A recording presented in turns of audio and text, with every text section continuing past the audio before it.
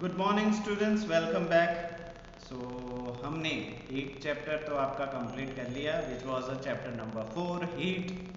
सारी चीज़ें उसकी हमने कवर कर ली, ऑलमोस्ट एवरीथिंग। ठीक है, उसको बस अभी लर्न करना आपकी तरफ से बाकी सारी चीज़ें हमने आपको दे दी और अच्छे से आपने शायद कर भी ली होगी।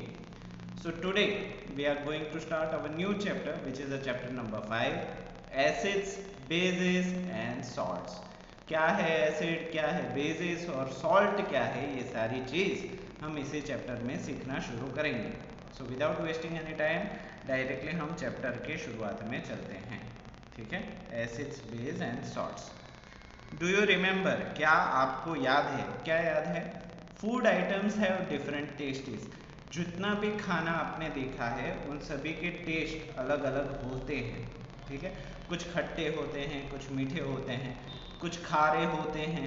ठीक है, बहुत ही अलग अलग तरीके के टेस्ट आपको देखने को मिलते हैं।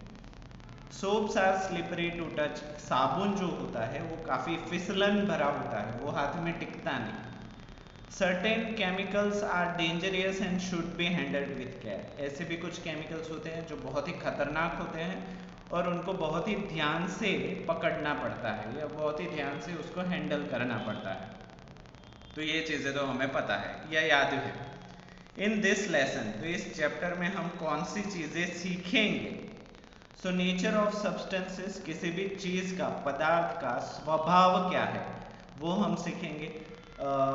बेसिकली केमिकली किसी भी चीज़ के 3 तरीके के स्वभाव हो सकते हैं, एसिडिक, बेसिक एंड न्यूट्रल। क्या है ये इस चैप्टर में हम पढ़ेंगे। एसिड के बारे में जब हम पढ़ेंगे उसके क्लासिफिकेशन, प्रॉपर्टीज, रिएक्शन और यूजेस। उसी तरीके से बेसिस में भी क्लासिफिकेशन, प्रॉपर्टी और uses. Different type of indicators क्या है? इंडिकेटर्स वो है जो बताते हैं कौन सी चीज़ एसिडिक है, कौन सी चीज़ बेसिक है ये, और कौन सी चीज़ न्यूट्रल है, इसको बताने का काम। इट इज़ अ टूल जिसकी वजह से पता चले, तो उसके बारे में बात करेंगे, indicators. Measuring the strength of acid and bases with the help of pH scale. कोई चीज़ कितनी ज़्यादा तेज है, एसिड है तो कितना ज़्यादा तेज एसिड है, बेस है तो कितना ज़्यादा तेज बेस है, तो उसको नापने के लिए हम पीएच स्केल का इस्तेमाल भी सीखेंगे। न्यूट्रलाइजेशन रिएक्शंस, ऐसी चीज़ें देखेंगे जो शुरुआत में काफ़ी तेज हो बट रिएक्शन होने के बाद वो मंद हो जाए, वो काम करना बंद कर दे, ऐसे चीज़ों को बोलते हैं न्यूट्रलाइज करना।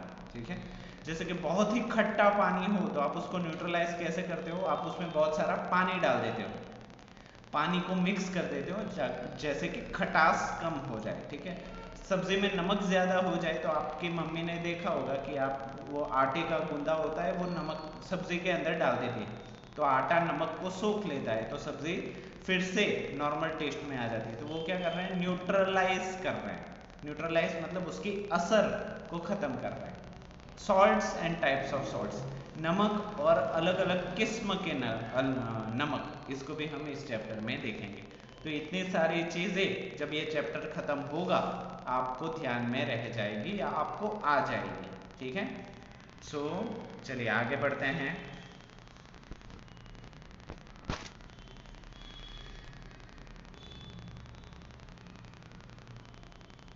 ठीक है, we all know that chocolates, ice creams and cakes taste sweet because they all have sugar in them।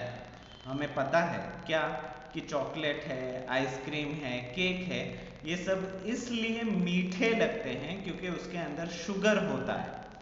But have you ever wondered why certain foods like lemon are so to taste?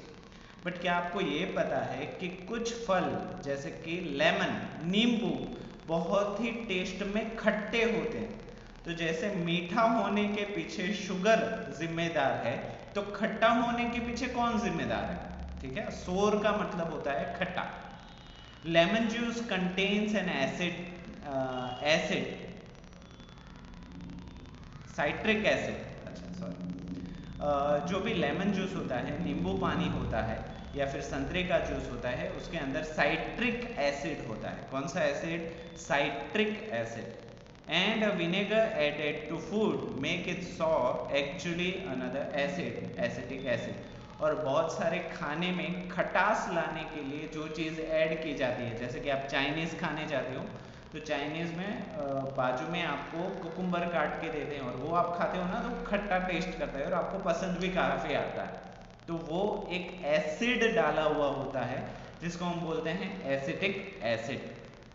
Even curd contains an acid, यहाँ तक कि दही और छाछ में भी lactic acid पाया जाता है। तो आप देख रहे हो कि सारी खाने की चीज़ जो आपको कभी ना कभी बहुत ही पसंद है उनमें भी एसिड होता है, जैसे कि लेमन में साइट्रिक एसिड, विनेगर में एसिटिक एसिड और कर्ड मतलब दही में लैक्टिक एसिड पाया जाता है। The word acid comes from the Latin word acre which means sour।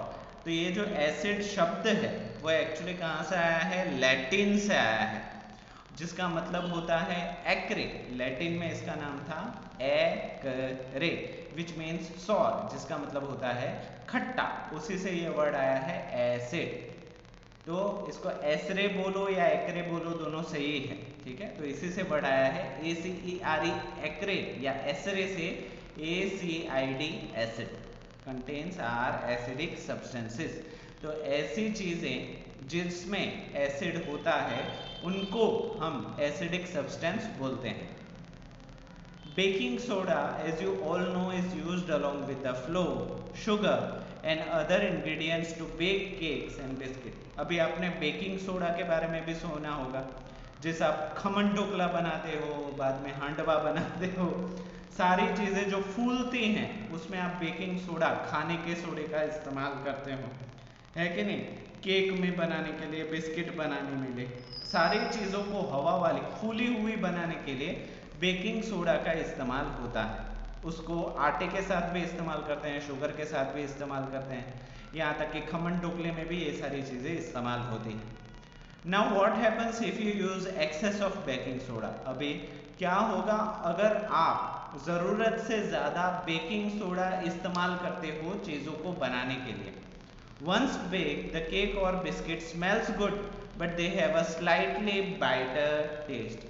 इसको एक बार बनाने के बाद वो जो बिस्किट, केक या खमन ढोकला जो भी बना होगा उसकी स्मेल, सुगंध तो काफ़ी अच्छी आएगी, बट जब आप उसको खाओगे तो उसका थोड़ा सा कड़वा या फिर खारा स्वाद होगा, सॉल्टी टेस्ट होगा, बिटर कड़वा भी टेस्ट होगा। When you accidentally touch a bit of soap on your tongue while having a bath, अगर चलो ये भी एग्जाम्पल एक समझ लिया, दूसरा एक एग्जाम्पल कि जब आप नहाते हो तो मान लो कि नहाते वक्त गलती से आपके मुंह में साबुन चला गया तो कैसा टेस्ट आता है, ठीक है। तो yes you are right, it does taste bitter. तो जब आपको पता ही है कि जब मुंह में साबुन चला जाता है नहाने वक्त तो वो भी कड़वा कड़वा लगता है। Doesn't the soap also feel slippery, और साबुन को भी खुद फिसलन भरा है, वो किस वजह से है? The bitter taste and slippery feels are properties of another substance. तो ऐसे कड़वा टेस्ट, ठीक है, कड़वा या फिर बिटर मतलब तूरा टेस्ट। तूरा टेस्ट मैं कैसे बताऊं आपको? नहीं, ये कड़वा नहीं है, ये तूरा मतलब होता है किसी भी बेसिक चीज को आप खा लो, सोडा को खा लो। हाँ, ये आप जब इनो पीते हो ना तो इनो पीते वक्त पता है आपको थोड़ा सा टेस्ट आता है, उस तरीके का टेस्ट जिसको हम बोलते हैं bitter taste. And the slippery feels are property of another substance, ये एक दूसरे पदार्थ के गुणधर्म है, दैट इज अ बेस। तो एसिड में हमने देखा कि वो खट्टे होते हैं, तो बेस तो हमने देखा कि वो बिटर होते हैं। Substance like soap and baking soda are contain bases are called basic substance। तो ऐसी चीजें जिसमें बेस ज्यादा हो तो उसको हम बेसिक सब्सटेंस बोलते हैं, ठीक है। तो एसिड सब्सटेंस देखे ज्यादातर खट्टे हैं और बेसिक सब्सटेंस देखे जो ज्यादातर तूरे हैं, बिटर हैं, ठीक है। चलो, फैक्ट को हम कभी भी नहीं छोड़ेंगे। क्या कह रहा है fact? In the 17th century, an Irish chemist, Robert Boyle, was the first to label the substance as an acid or basis. He referred to soluble bases as alkalines. अभी सबसे पहले एसिड है बेस है क्या है ये पता लगाने वाला इंसान कौन से साल में था? 17th century. अभी कौन सी चल रही है? 21st सेंचुरी इज रनिंग, ठीक है। 21st सेंचुरी के 21 साल खत्म हो गए, 22वां साल अभी स्टार्ट होगा दिसंबर के बाद। तो उसी तरीके से 17th सेंचुरी में एक आयरिश केमिस्ट था, केमिस्ट जैसे मतलब वो दवाइयों का काम करते हैं ना, वो जिसका नाम था रॉबर्ट बॉयल। ये रॉबर्ट बॉयल एक बहुत बड़ा नाम है साइंटिस्ट का, क्योंकि इसने आगे जाके केमिस्ट्री के अंदर बहुत सारे योगदान दिए हैं। इसी ने सबसे पहले पदार्थ को एसिड या बेस नाम दिए, और उसी के साथ साथ जो बेस पानी में मिक्स हो जाते थे उसको रॉबर्ट बॉयल ने अल्कली का नाम दिया। अभी अल्कली की बहुत सारी कंपनियां बहुत सारी जगहों पे पाई जाती है, जिसको हम साबुन बनाने की कंपनी या सोडा बनाने की कंपनी भी बोलते हैं। बहुत और भी चीज़ें उसकी प्रोडक्ट के रूप में बनती हैं, ठीक है। तो बेसिक ज़्यादा इम्पोर्टेंट है एसिड के कंपैरिजन में इंडस्ट्री में, ठीक है। बेस का ज़्यादा महत्व है एसिड के कंपैरिजन में, ठीक है। चलो, तो ये चीज़ भी हमने देख ली, आर कॉल्ड बेसिक सब्सटेंस। आगे बढ़ते हैं, ठीक है। What about substance that are neither acidic or basic?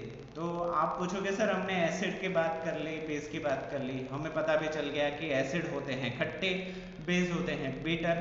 Acid ज़्यादातर नेचुरल चीज़ों में पाए जाते हैं, जैसे कि लेमन हो गया, संतरा हो गया, और बेस जो है वो डिब्बियों में मिलता है, वो सोडे के रूप में मिलता है, तो वो बेस हो गया।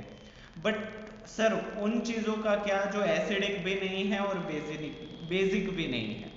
सो they said to be neutral. तो ऐसी चीज़ों को ना हम न्यूट्रल बोलते हैं।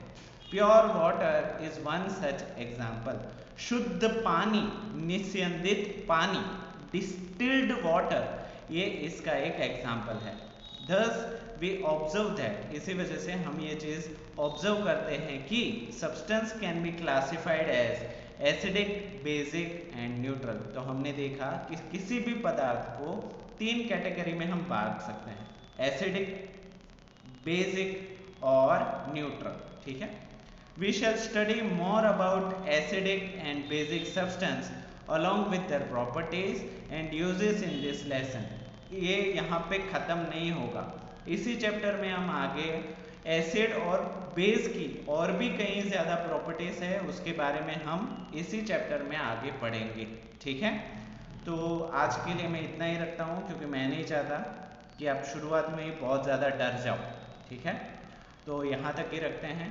आपको यहाँ तक लेसन को ट्वाइस लर्न करना है, 2 बार इसको पढ़ना है, रीड अलाउड, जोर से पढ़ना है, ठीक है। So in next class we will going for acids, ठीक है, टाइप ऑफ एसिड्स और वो सारी चीज़ें हम डिस्कस करेंगे, ओके। तो आज के लिए इतना ही। आई होप ये वीडियो आपको समझ में आया होगा, ठीक है। तो वीडियो को पूरा देखने के लिए आप सभी बच्चों का थैंक यू सो मच।